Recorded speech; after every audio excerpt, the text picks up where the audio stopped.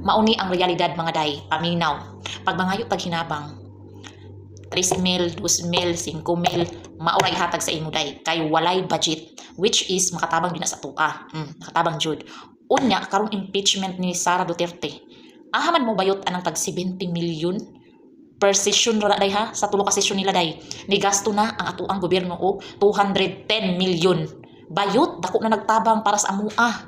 Dako na nagtabang sa mga kababayan nato diri sa atuang bansa day. Kung kana ang kwarta na gitabang na siya sa katawhan sa mga tao nga nanginhanglan og tabang. Pareha karon nga nahitabo sa atuan ay bagyo, na lindol ug uban pang mga calamity nga nahitabo sa atuan. Especially na gid mga day ang katong mga tao nga mga masakiton.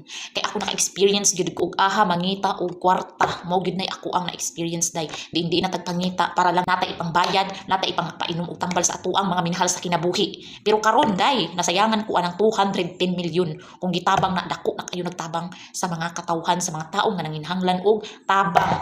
Di ka mo tuo? Paminawan ni nga video para mo tuo ka. Nila everyday na nagkakaroon ng impeachment, magkano ang binabayad? Ginagastos sa gobyerno? 70 million pesos. Tama? Magkano yung charge kay VP Inday?